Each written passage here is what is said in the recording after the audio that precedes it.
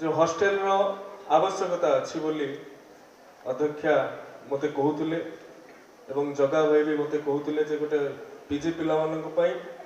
50 bedded सर्वनिम्न आपण गोटे hostel टे करंतु मु कहली 50 बेडेड कहीं कि हमें 100 बेडेड हॉस्टेल में करू मु अनुरोध करी जो माने कार्य रे नियोजित अछंती समस्ते उपयुक्त स्थान निरूपण करंतु एवं विभाग को पत्र माध्यम रे अवगत करंतु ए संपर्क रे विभाग निश्चित भाव में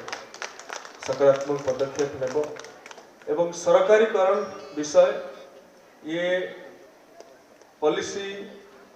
स्तरीय आलोचना अटे ताहाकू सरकार एप्रति विचार करूनाहांती नुहे किंतु बड़ विचार अच्छे परवर्ती समय आपण मैंने से कथा जानीपारे ये तो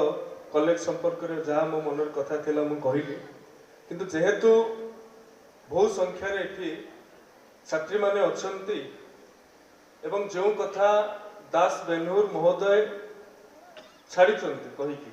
मु सेठू आरंभ करने चाहूँ गोटे बहुत बड़ कथा आम मान आगे सी जुक्ति बाढ़ी इमोशनल क्वेश्चन कथा बहुत समय रे ये सभ्य समाज रे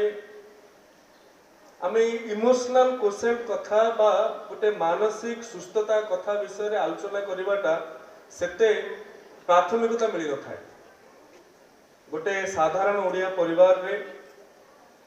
आमे पचारंती भलो अच्छु कि नहीं किंतु मानसिक अवस्था भलो अच्छी कि नहीं ता भीतर निहित थाए किंतु आमे सब बेले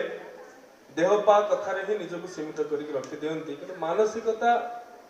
गोटे पिलार आज दिन में कौन अच्छी जड़े कर्मचारी अधिकारी मानसिकता आज दिन में कौन अच्छी मानसिक स्वास्थ्यता कथा कहूँ मानसिकता मु से कथा को जाऊ ना